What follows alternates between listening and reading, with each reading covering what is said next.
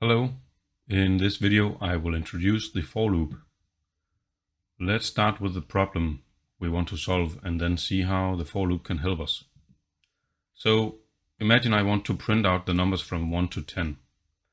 I could of course write out 10 lines of code like this, but what if I wanted to print the numbers to 100? It starts to get a bit annoying. Here we can use the for loop instead. This construct allows us to repeat a block of code a number of times. And in my example, I am repeating the printout statement a lot of times. The for loop has the following structure. We use the keyword for and add parentheses here, leaving them for now. And then we define the body between the braces, similar to the if statement. Here I put the code I want to repeat. The for loop needs 3 parts. Even though they are somewhat optional, I find it rare to see for loops deviate from this format. So I will show the standard form. The 3 parts are initialization, condition, and update.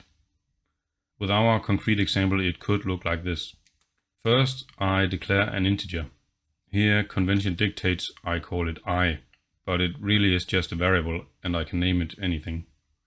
And again, the standard is to initialize the variable to 0. Next, I need a condition. The condition is checked for each iteration of the loop. This means that before the code block is executed, the condition is checked. If the condition evaluates to true, the for loop body is executed. If the condition evaluates to false, the for loop is done. If I want to execute the body 10 times, I will declare my condition to be I less than 10. So the for loop will execute over and over as long as this condition holds true. Currently, I never changes, so this loop will run until the heat death of the universe. Well, almost. We can't have that, so the third part, the update, here I can modify I. And a very common thing to see here is just I++. This update is executed after the execution of the body and before the next time the condition is checked. Now my loop setup is done. It will execute my currently empty body as long as I is less than 10. And because we increment I for each iteration, we will get 10 iterations or executions of the body. Finally, I can put the body here. I wanted to print out the numbers from 1 to 10, and by pure coincidence I have a variable called I, which starts at 0 and for each iteration is incremented by 1. Let's just print that out.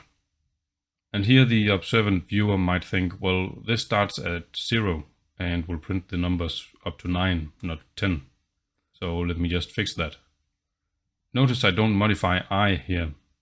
I just produce a new result from I and print that out. For clarity, I could introduce a variable just before, like this. So let me just run the program to see that we get the numbers printed out as expected.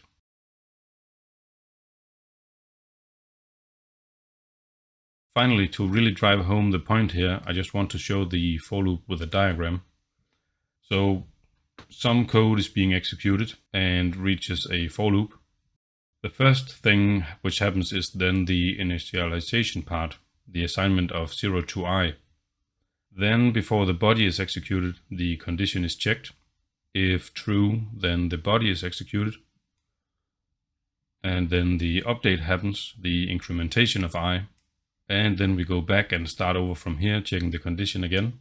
Eventually the condition will be false and the for loop is done. The program will continue with whatever code comes after the for loop. There are several more details to the for loop, but I want to stop here for now.